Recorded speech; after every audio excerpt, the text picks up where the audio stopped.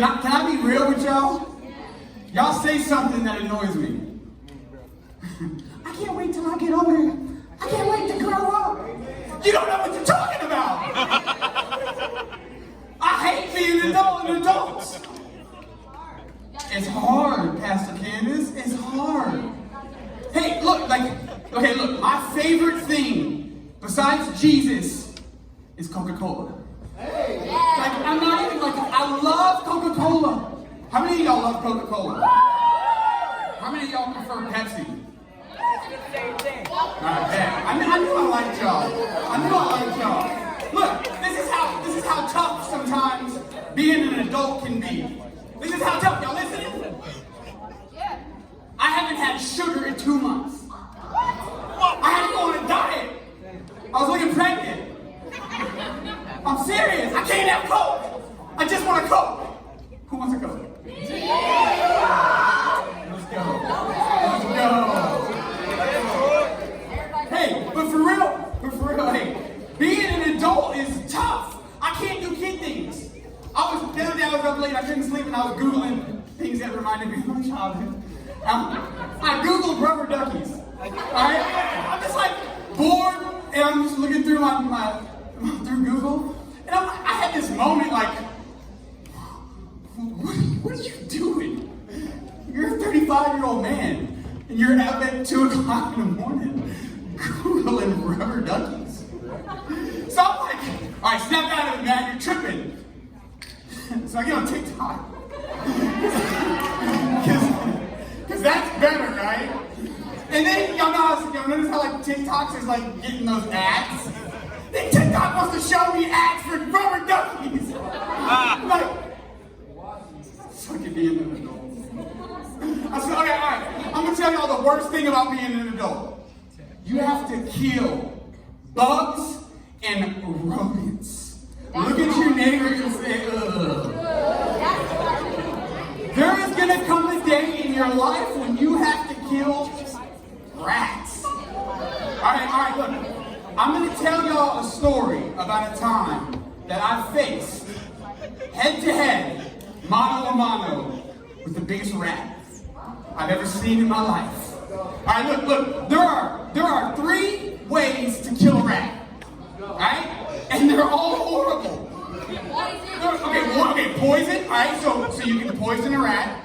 Here's the problem with poisoning a rat. He eats the poison and then he goes and dies in your wall. And your house smells like a garbage dump until he finishes the cave. That's true.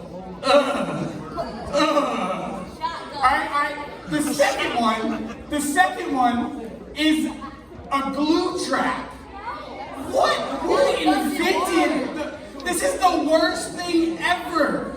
It doesn't work. And then how do you get it off? It's stuck to the glue. Okay, for those of you who don't know what a glue trap is, I'm going to show you a picture of a glue trap. Now, hey, this image might be graphic and not suitable for all ages. Alright, so if you don't want to look, I warned you. Alright, Matt. Bruh, what in the world is this? Okay, it's still alive. Alright, then the other option that you have is the modern guillotine. The spring-loaded death trap that snaps the poor rat's head off. You can put a picture of that one up. This one isn't graphic. But the rat trap. These are all horrible options. They're absolutely morbid. So I bought a trailer, right? So I moved down here from Oregon. I bought me a trailer, and I bought a trailer that needed to be fixed up, right? So the trailer that I bought had a huge horse farm in the backyard. So it's just like miles of field. What I didn't know is that mice love fields. Alright, mice love fields. So every time the weather would change, what do you think I'm fighting with in my house? Rats. Not mice. Mutant rats. So I'm like, all right, I'm gonna do this. I don't want to deal with a dead rat. I'm gonna do a glue trap. I'm gonna do a glue trap. That to me, I'm like, out of sight, out of mind. I'm gonna find a glue trap. I'm gonna pick it up and I'm gonna throw it in the trash. R.I.P. Sorry. I'm not for it. I hated it. So check it out. I put a glue trap out. I wake up the next morning. It's gone. But like, there's no evidence. There's no like, it's just gone. I'm like, what in the world happened to my glue trap, Ambrosia? So then someone's like, man, you gotta put peanut butter on it. Apparently, rats like peanut butter. Hopefully, they're not like have an allergy or something. But I guess they would die either way. So I put a glob of peanut butter on this glue trap. I wake up the next morning and they ate a hole through it. So I got the glue trap and then there's a hole in it. What kind of super rat am I dealing with? So then I'm like, all right, I figured this out, all right? So I open the pantry door. There's no exits in the pantry door, and I put the glue trap in the pantry door, and I closed it. This is, I got it beat now. I wake up the next day, I'm not playing. The glue trap's gone. The glue trap is gone. And then, to make it worse, I go to bed at night and I hear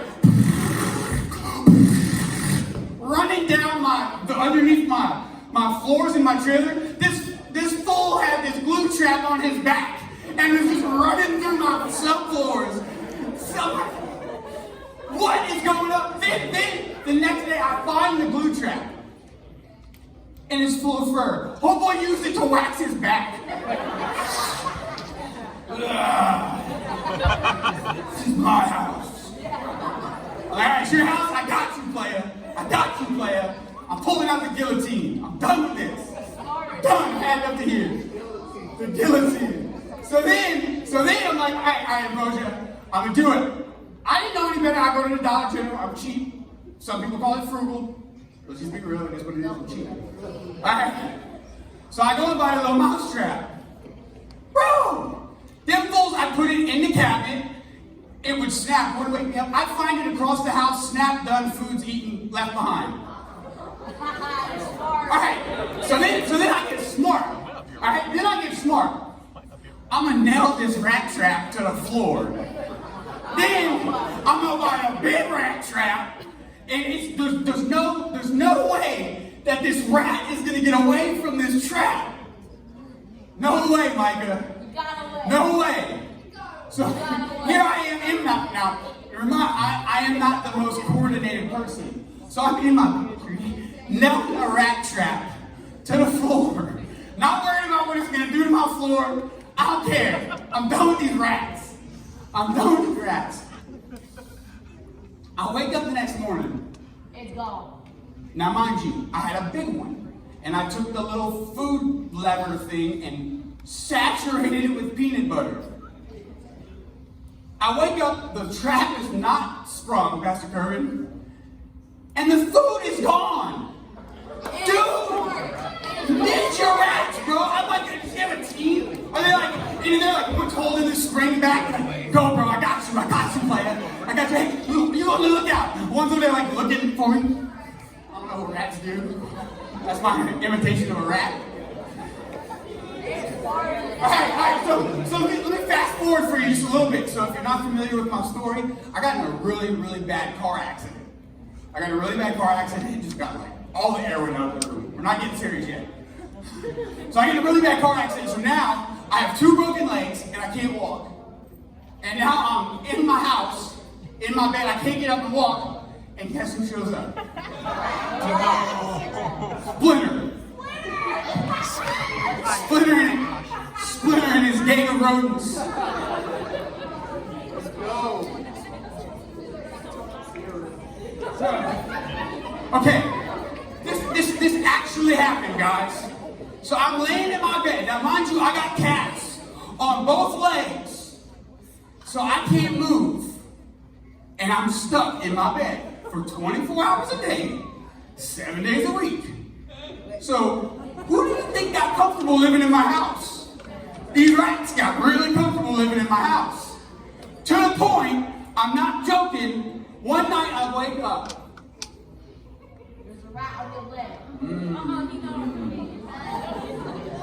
Bruh. Maddie. Like, no joke, this rat is nibbling on my tooth. What? Bruh, so, I'm freaking out. And I can't even kick my legs. So I'm doing, I probably like this. I'm trying to like pretend to have a seizure. Get this rat out. Get this rat out. Alright, story's not over. Story's not over. Look at your neighbor and say, oh God, what happened next?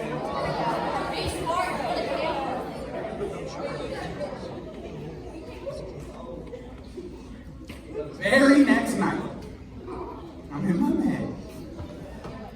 I fall asleep. And I wake up. This fool is on my chest. I wake up and this fool, look. Bro, didn't make it work. This fool's like, give me your keys. I'm taking over your house, player. That fool turns around. He got a whack his back.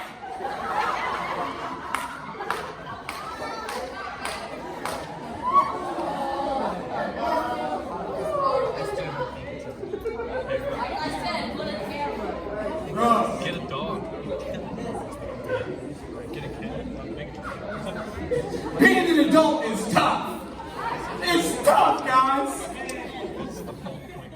It's tough. There's things you're going to have to do you don't want to have to do. There's no getting away from it. Since a baby, Angel, since a baby, God, right, check it out, it all goes back to God. God had designed me and destined me to be an adult. Right? Like there was no other way. Like I'm a baby and now I'm going to grow up to be an adult. It's been God's plan since birth for you to grow up and be an adult. Only me becoming an adult wasn't, God's plan for me being an adult wasn't only fighting the splinter off my chest in the middle of the night. No. God, when he created me, just like he knew that I was going to grow up to be an adult, God also knew that I was going to grow up and be a pastor.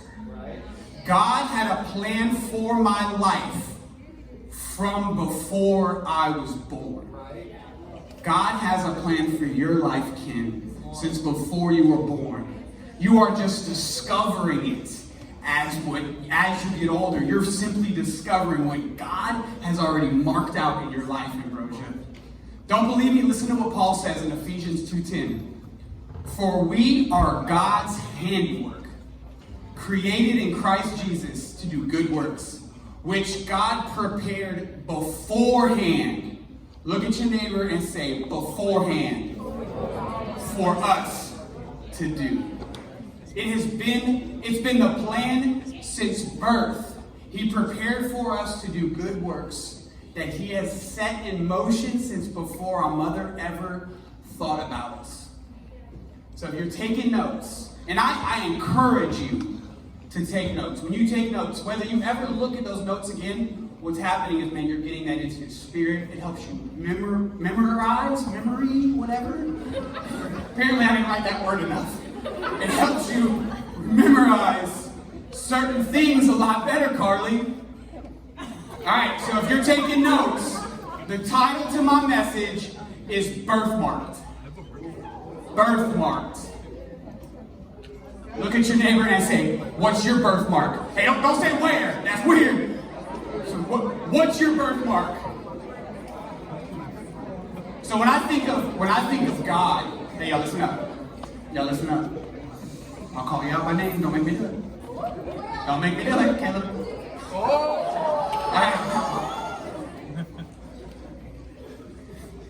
I love y'all. I'm on one tonight.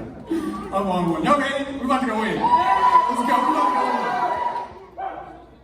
When I think of God having a plan since birth for someone, I cannot help but to think of Moses. Moses, so what I want to do tonight, I want to look at the life of Moses over the next 3 to 4 hours, and I want to dissect everything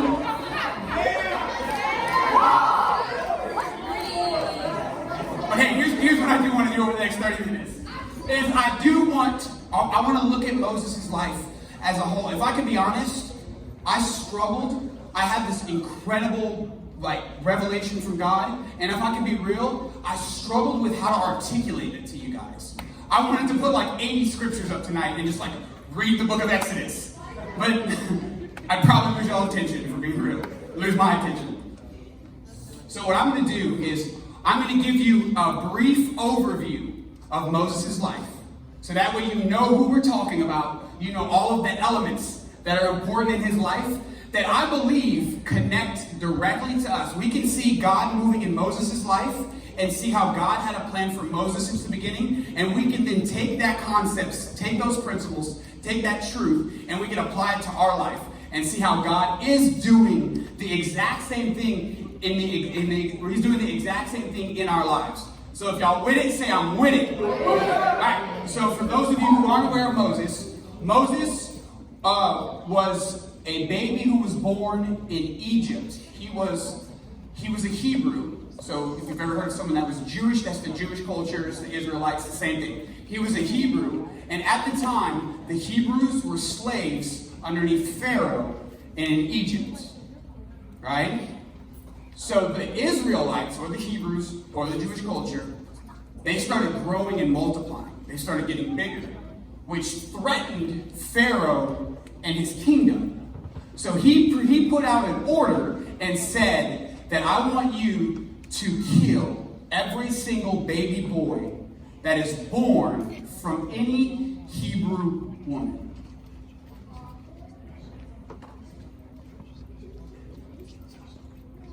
Moses' mother didn't want to see Moses killed, as any good mother would. She puts him in a basket. She puts him in the Nile River, and he floats down. Now, mind you, I'm paraphrasing. Don't come back and your doctrine's a little off. I'm just giving you the overview. All right, so puts him in the Nile River. He floats down, and Pharaoh's daughter discovers him. She decides she wants to keep him. So what she does is she actually brings Moses back to the Hebrews to be raised by them until the baby is old enough for her to take care of. And she brings Moses right back to his mother. Say, that's a coincidence. So then Moses, now most scholars believe that Moses grew up knowing that he was an Israelite, but knew he was underneath the care of an Egyptian pharaoh, being raised by the Egyptian daughter. Okay? So then Moses gets to the point where he can't watch his people being enslaved and beaten up anymore, to the point that he freaks out and kills one of them, kills an Egyptian. Then he runs off. He runs off where he encounters God. God shows up as a burning bush, right? Tells Moses that, hey, I'm going to use you to rescue the Israelites, to go back into Egypt. Moses goes back into Egypt reluctantly. Then tells Pharaoh to let go of his people. Long story short, Moses leaves Egypt with all of his people, where he encounters the Red Sea, splits the Red Sea. They walk through the sea to the wilderness, where God then gives Moses the Ten Commandments, and they live there for the rest of his life. All right? If you're on board, say I'm on board. I'm on board. All right. You want me to blow your mind? Yes. So there's going to be a few of these moments throughout the night, so I need y'all's attention.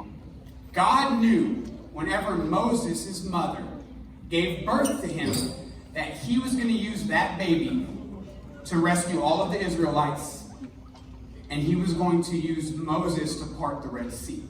While Moses was still a baby, before Moses was a baby. Does that surprise you? No? All right.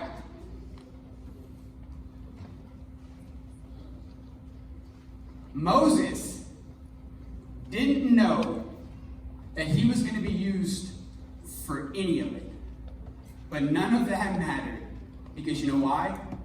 He was marked. Look at your neighbor and say, he's marked. If you believe it, say, I believe it. All right, if it's so easy to believe that we can believe that Moses had a plan from birth that God was going to use this man to rescue the Israelites, then how come we find it so hard and we doubt what God can do in our lives and doubt that He can use us to part the seas of chaos at our school, to bring Jesus to our friends, to transform an entire parish through us?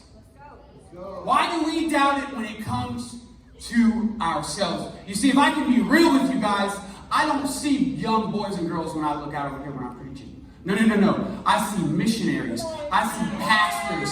I see doctors. I see counselors. I see men and women that are going to transform this nation. I see men and women that are going to transform this world like a generation that has never done before.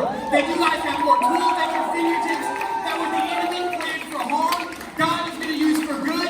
That you guys are going to have things that y'all are going to be able to do because of the gifts and tools that you have at your hand and the knowledge that we've never even thought of. Let's go. Let's go. You see, God didn't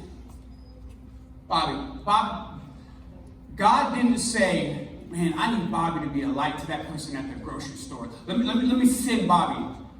No. God saw that person was going to need help and created Bobby for that mission. He said, that's who I need to do it. I don't need anyone else to do it. I need Bobby to do it. Yo, where's Hallie Moore at? Y'all put your hands together for Hallie Moore. Yo. So for those of you who don't know, y'all about to know. Y'all about to know. Hallie, hey, we're so proud of you. We love you. Hallie Moore preached this Sunday in the junior high exchange. And the rush. Here's what's cool, Hallie. God did not need me to preach in that moment. God did not plan on Pastor Kervin preaching in that moment. In fact, y'all ready for another mind-blowing moment? In fact, I would beg to say that if Pastor Kervin preached Sunday, he wouldn't have been, If Pastor Kervin would have preached Sunday, he couldn't have done a better job than Hallie did. Because you know what? He wasn't created for that moment. Hallie Moore was created for that moment.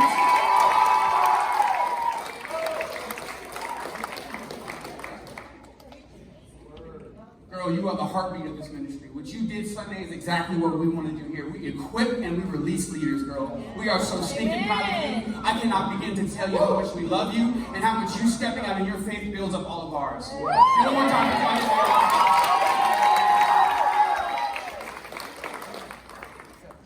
Someone say, I'm hot. Someone hit the AC in the back. Your design, your calling, your destiny predates your birthday. Did y'all catch that? Y'all want me to say it again? Yeah. Your design, your calling, your destiny predates your birthday.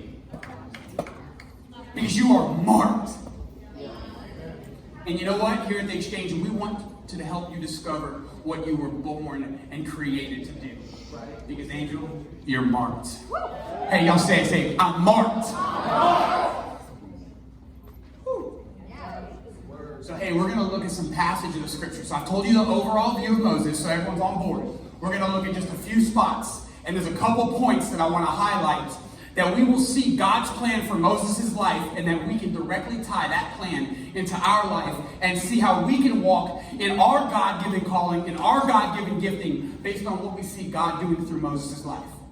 All right? So where we're at right now, this is right after Moses is born. So Moses is still a baby. We're in Exodus 1, verse 20. So the scriptures tonight, we may not necessarily be going in order. So tonight's Exodus 1, 20 and 22.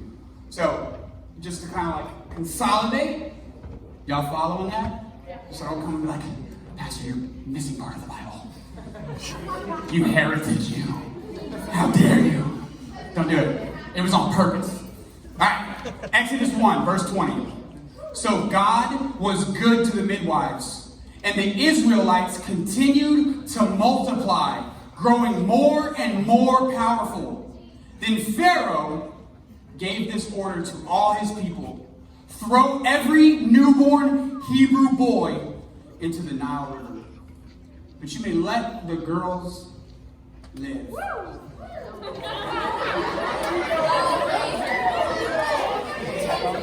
Here's what I want to pull out. Here's what I want to look at. Notice it said the Israelites grew more and more powerful. That's what got the enemy's attention. The enemy always wanted to stop God's plans. He convinced the ruler of Egypt, to murder innocent babies. They were God's plan, and the enemy hated it. The same way the enemy wanted to take out God's plan in Egypt, the enemy wants to take out God's plan in your life. Because when we become more and more stronger in our faith, when we start operating in our God-given gifting, it gets the enemy's attention. Say, I'm marked. So my first point tonight is, your birthmark is a blessing from God, but it's a bullseye to Satan.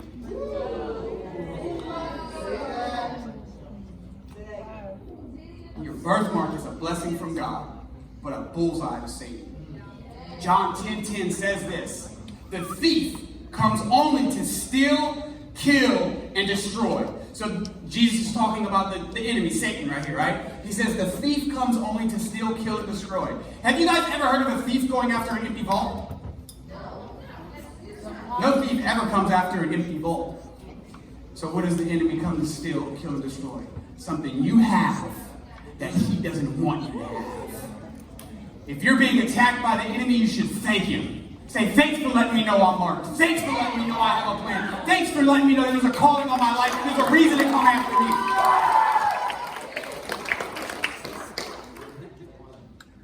Fast forward just 2 chapters.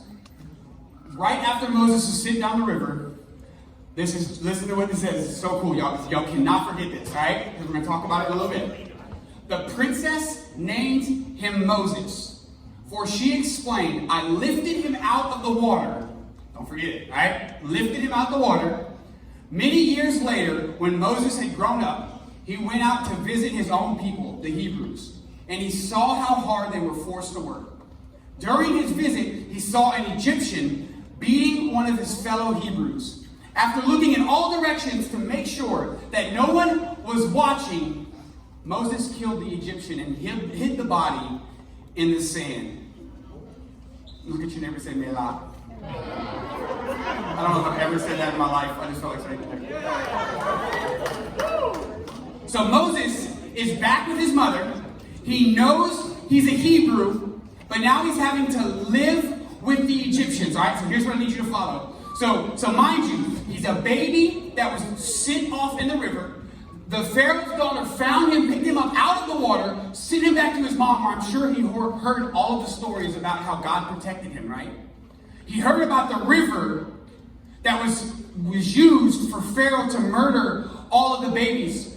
When Moses started getting a little bit older, I can't help but think that I bet you when he looked at that river, it reminded him of rejection. That river to him represented abandonedness. It represented being lonely. It represented the things about his life that he wasn't comfortable about. He might have even hated the sea, maybe even scared of the water for what it represented. It was the very Nile that reminded him that his brothers, sisters, and kin had been brutally murdered. Wow. You see, we all face these rivers in our lives. We all face these rivers in our lives. Maybe you get off of school and you're so plagued with anxiety that you don't know how you can talk to anyone. So you go lay in your bed and you cry out at night. You see, we all have these rivers, I'm tired of the way my life looks. I'm tired of the way my parents fight. I'm tired. We all have these rivers that we are facing in our lives. Maybe you don't like the person that you see when you look in the mirror. We all have these rivers that remind us about the things we don't like about ourselves. I'll be honest, I can relate. I got social anxiety that I can't even begin to tell you about. I hate speaking in front of people. Praise God. Oh, glory to Him. My parents are divorced. My mom lives in California. I never get to see my parents. I see my dad, not my mom. Then, to make it worse for Moses, watch this. Remember what I told y'all to remember? Then to make it worse for Moses, his name meant, what does his name mean? Out of the water. Moses' name reminded him of the river that he hated. The very part of his life that he wished he could forget, or he wished it didn't happen, was the very thing that Pharaoh's daughter named him with. I would beg to say that it was his thorn in his flesh. Every time someone said his name, I could see Moses like cringing. Man, I wish I could forget that.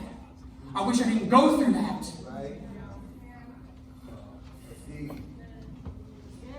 We're getting a little deeper. We're about to go. We're going in, y'all ready? His very name reminded him of hurt and rejection. The one thing he could never run from, his name. He didn't like his current situation. But you know what? It was never about his comfort. It was always about his call. Take a drink on it.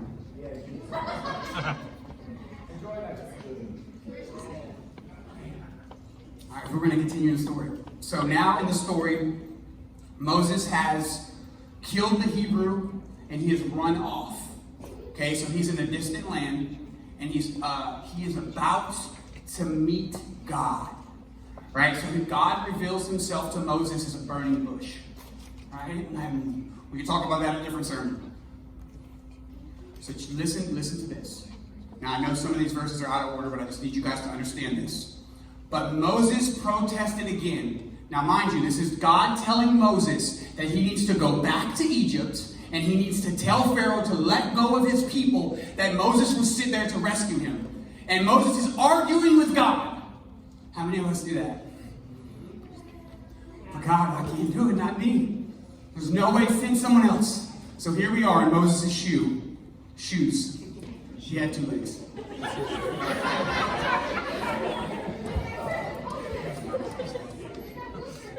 Moses protested again. What if they won't believe me? What if they won't listen to me?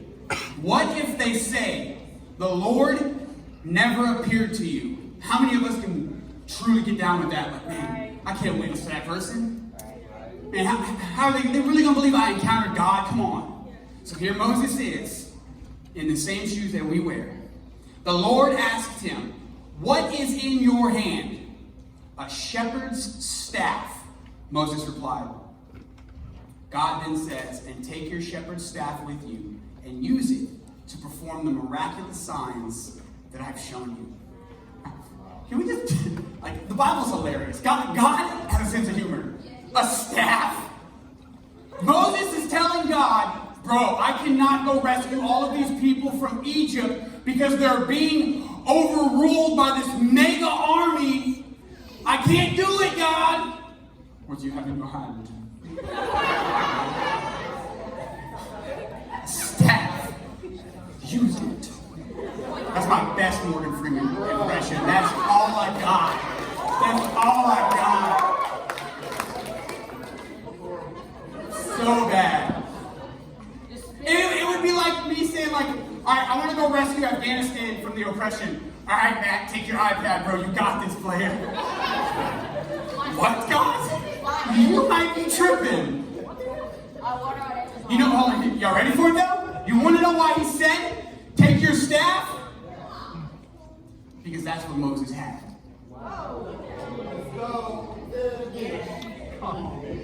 That's what Moses had. And you know what? That's what God needed.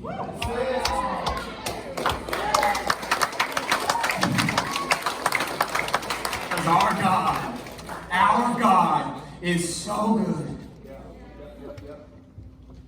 So my second point is your birthmark does not lack what you do not have. That's just a really, really cool way of saying you don't need something in the future for what God has called you to do in the present. You do not need something that you do not have to accomplish the mission that God has sent you on in your life in the present. God has already given you what you need for the mission that He's called you to. Because you know why? He's known the plan all along. When I came and got called to be a pastor, I I was doing. I still don't. But I'll say this. I thank you, Bobby. I love you. But I had run 2 companies before Christ and had led a lot of people and was really good at mobilizing people. Before I even knew God. Wow. God has been preparing you for your calling since before you even knew Him. So good. Come on. Doubt who? Doubt me? Man, God's good. Let's go back to the scripture. So Moses is arguing with God, but God knows that He'll use the very staff in Moses' hand to part the Red Sea. That's what God is going to do with that staff, Carly, is part the sea. Moses is worrying about stuttering. God, I can't go back. Stutter real bad, boss. Moses is about to use him to part the sea. Or God's about to use him to part the sea. Moses says, I can't talk, I gotta live. What? Whew. A lot of times we look at these faith giants like Moses, or we look at Pastor Curvin and how incredible he is at preaching, and we say, if only I could do that. Oh, if I only could do that. But what you didn't take into account for is that there was a time in Pastor Curvin's life when he was looking at someone and said, man, if only I could do that. There was a time I would sit on that front row, and every single time Pastor Curvin would preach, I'd be like, God, there's no way. That man is way too anointed. There's no way I can follow a stage of preaching at all. But no, don't give me a mic. I mean, but God.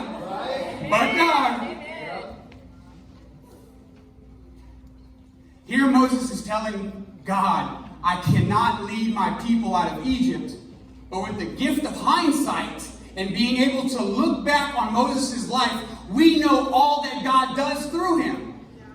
To Moses in that moment, parting the Red Sea wasn't even a thought. He was just trying to figure out life and how to overcome his fears. But here's what I love about Moses. You know what? He did it anyway. Despite those fears, despite those anxieties, because you know what? He recognized something that I think this generation needs to get. Y'all think faith is a feeling. Moses knew that faith was an action. Despite those feelings. You see, it isn't so much that God calls us to take giant leaps of faith. It's more that He calls us to take small steps of obedience. He didn't ask Moses to go to Egypt until He revealed Himself as a burning bush. He didn't ask Moses to part the Red Sea until He protected all of the Hebrews from all of the plagues and turned the man's staff into a snake. God did the miraculous. Now He wanted Moses to step into the miraculous. By the time Moses got to that Red Sea, he had already had the faith that he needed for that moment. You have every single thing that you need in Christ. God has given you everything that you need to accomplish the mission that you were created for. Watch this. 2 Peter 1:3, Angel. Whew. Start running or something. Go. By His divine nature, God has given us everything we need for living a godly life. And I wish 10 young people in here would give God 5 seconds of praise.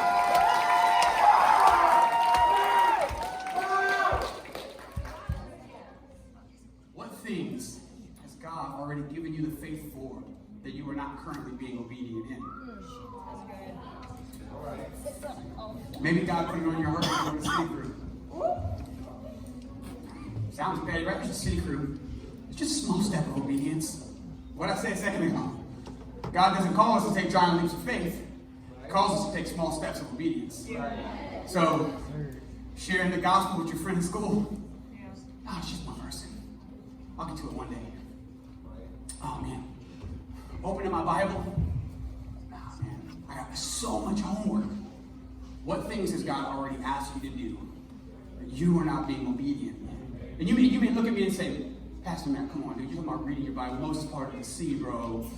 Like, come on, man. That ain't even close, Pastor Curvin. That ain't even close.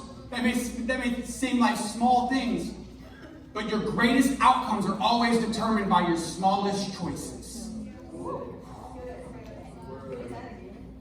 Your greatest outcomes are always determined by your smallest choices. Don't wait until tomorrow to do what God has called you to do today. Because watch this. Here goes. This is good. This is good. Today's excuses are tomorrow's regrets in disguise. Today's excuses are tomorrow's regrets in disguise. Don't wait. You know why? I need y'all to say it with me. Say, I'm marked. I'm marked. My third and final point. Your birthmark is not affected by anything in your past except your birth.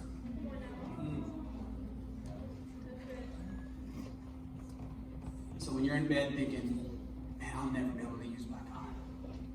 Man, there's no way I can do those dreams that you've placed on my heart. There's no way I could be a CEO of a company. There's no way I could go be a nurse. Man, there's no way I could share the gospel. There's just no way. Can I tell you, those dreams, they're not your own. Those are God-given dreams. For a God-given purpose, for a God-given calling that He's already seen you walk out.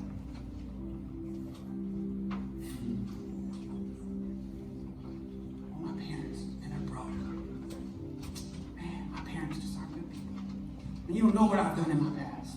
Can I just stop? Nothing in your past. Y'all, I'm a convicted felon with divorced parents who did meth and crack with me when I was 15 and 16 years old. And here I am, a pastor. You tell me my God did. There is nothing in your past that can stop you from your destiny except yourself.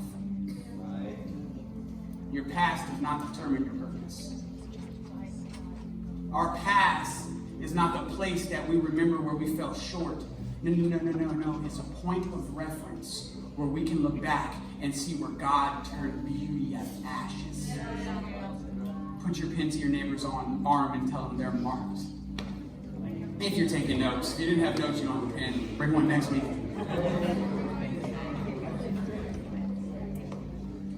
I need y'all to listen. I need you to change your view on the way you look at your past. Your past is simply a tool that God uses to show His glory.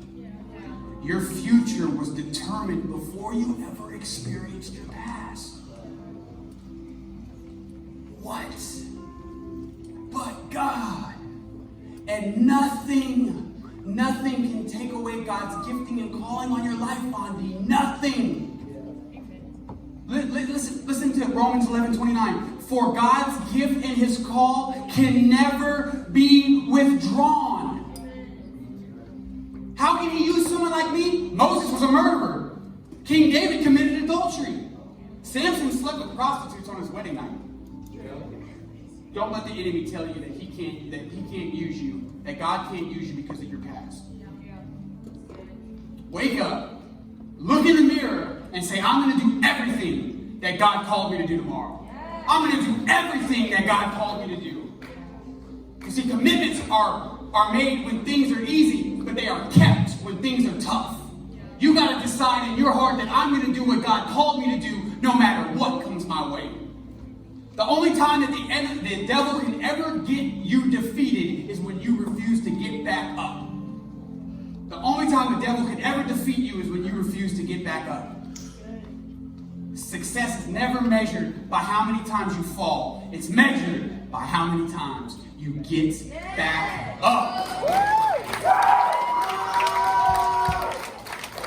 Don't listen to the people around me. Don't listen to those voices. If I would listen to doctors, I'd still be in a wheelchair today. Don't let your parents tell you can't do something. Don't let your friends tell you that you can't be what you want to be. You can't be defined by the opinions that are around you. You are defined by your Creator, and you've got to get that, young person. Don't let someone who didn't follow their dreams tell you you can't follow yours. Hope there aren't your parents in here.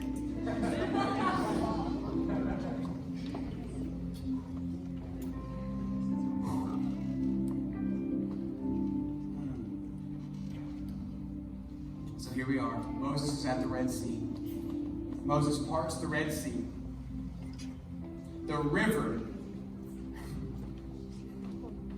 God uses Moses to part the Red Sea.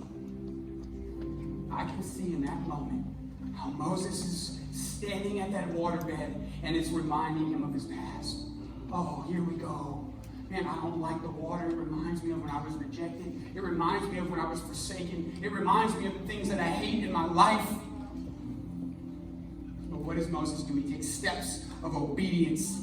And God uses him to use a river to walk all of the Israelites to freedom. God used the thing that Moses was stressing about to step into his calling.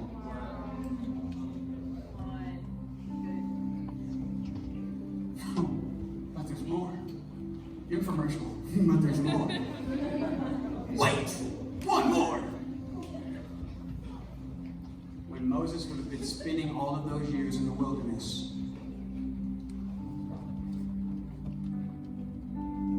Moses would have been spending all those years in the wilderness.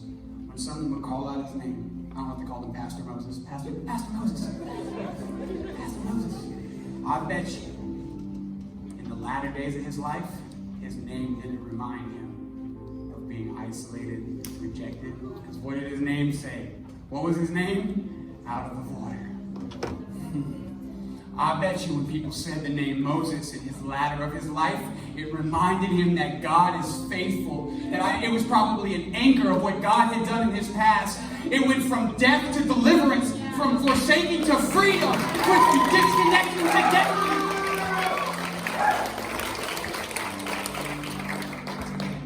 Don't fear trials and obstacles, because in the hands of our Father, they are just things that God will use to push us forward to what He had already planned all along.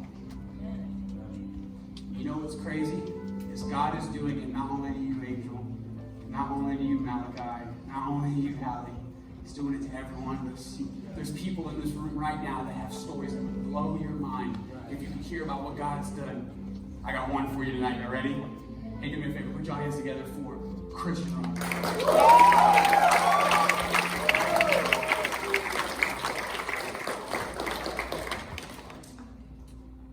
I love you, bro. I love you, man. Hey, put your hands together one more time.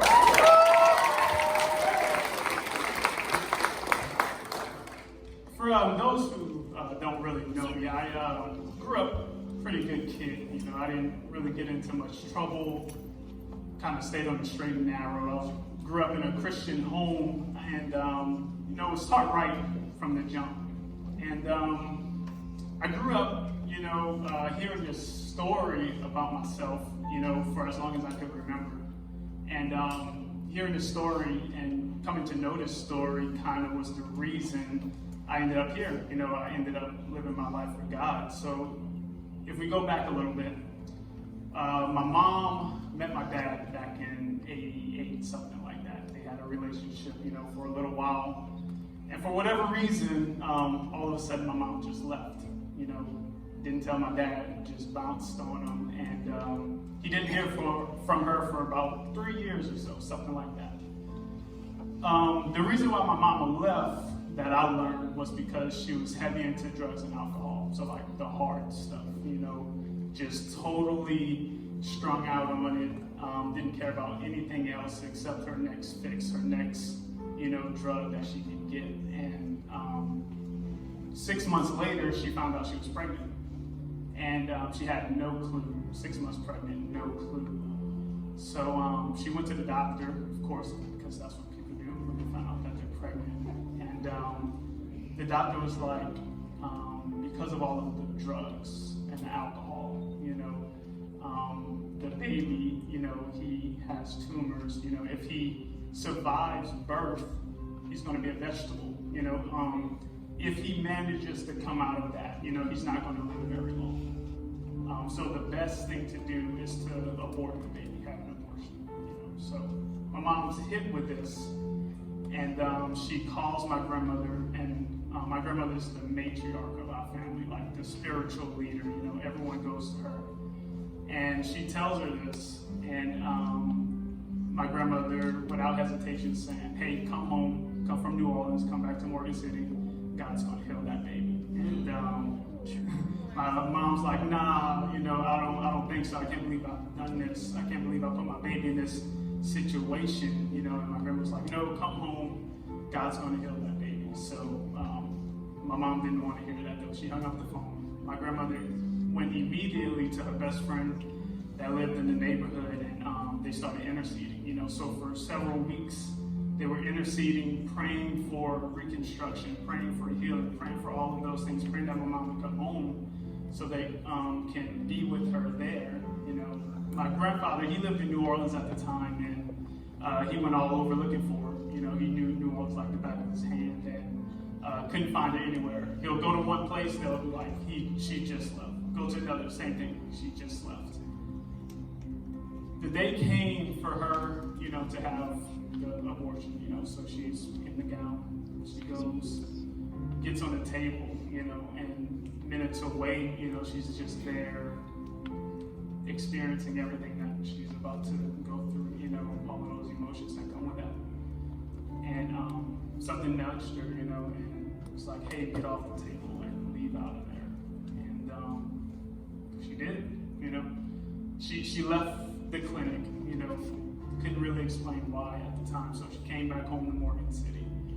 And the doctors in Morgan City, they were like the same thing, hey, we don't think it's looking very good for you and the baby right now. So fast forward October 15th, 1989,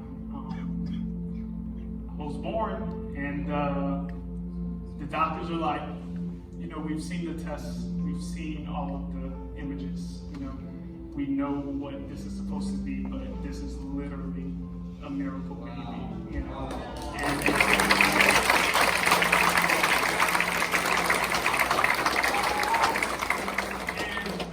my family, they call me that miracle baby. They always call me that. And hearing that story over and over, is why I live my life for God now. Because he saved me before I was even here. He reconstructed my body.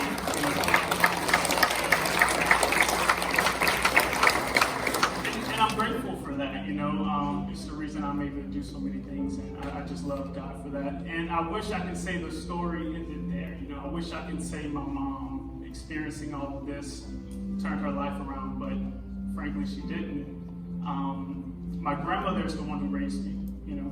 My mom was in and out, drugs, alcohol. She'll come back. I'll live with her for a little while, go back out, back with my grandmother. This went on and on. Eventually, I was like, hey, I'm just staying with my grandma. And so she wasn't a big part of my life, just in and out. I get to college, 2012. My mom calls me like, hey, Chris, I'm done. My family didn't call me Chris.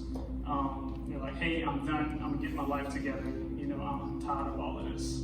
So 2012, my mom gets saved. She gets clean from drugs.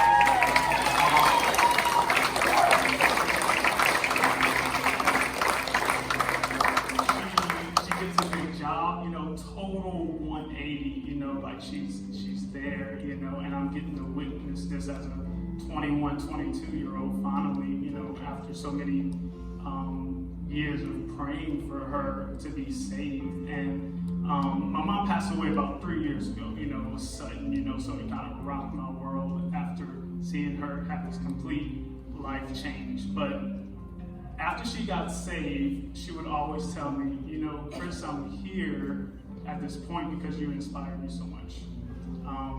You were a light to me just by living your life, and I thank you for that. It's because of you that, I wanted to know Jesus and finally give my life to him. So that's, that gives me hope because I know where she is now, and that just reminds me that it doesn't matter what you went through. It doesn't matter what the circumstances are. God has a plan for you. And it's so ironic that the life he saved because of the decisions my mom made, use that same life to help bring her back to him. So it's just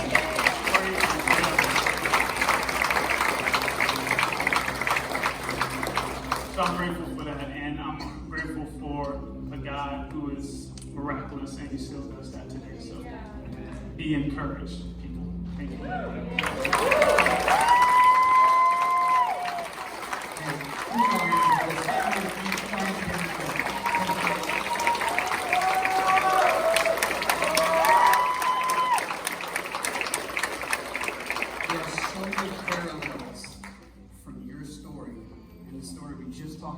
Moses. Pharaoh is killing babies. Doctors was telling your mom, dude, he's going to be useless. He's going to live a life that's miserable. But when I see God use Moses in the book of Exodus to bring out Israelites, bro, I'm watching God use you to rescue so many people, dude, and to lead a generation. For those of y'all who don't know, he's a small group leader for Crossroads Young Adults. He plays keys here, he plays keys on Main. He is a discipler. Dude, I believe that the best is yet to come.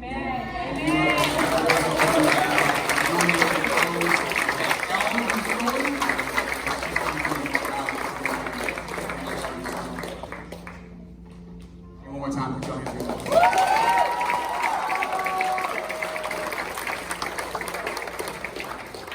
Man, our God. Not only does God use the things we do for Him. Yeah, y'all can see if you just won't about to dismiss.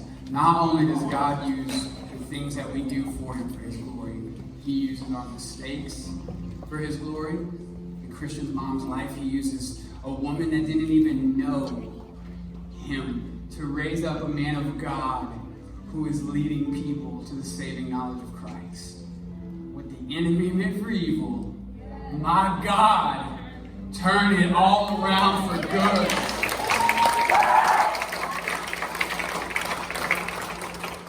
God's plans, this is my last thought.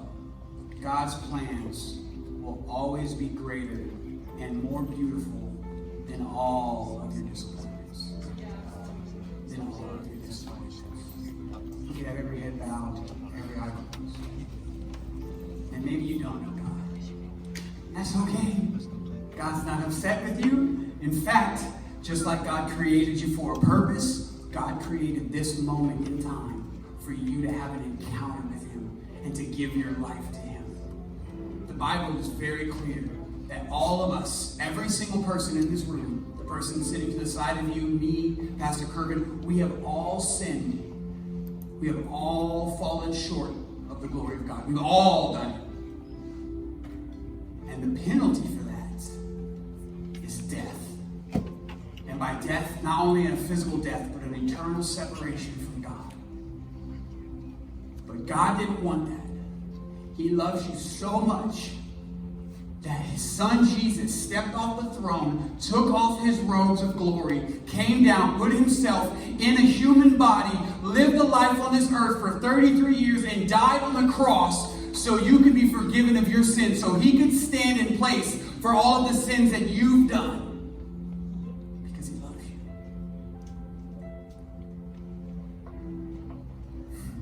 He loves you.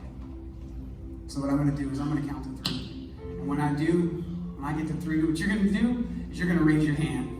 And raising your hand, you're simply saying, man, I'm done with the way I was living for life. I'm done the way I was living my life before today. I'm done. I'm repenting of my sin. I'm changing my mind. I am going to chase after God the best that I know how to. Because I know that God has a plan and calling on my life, and I need to accomplish everything that He created me for.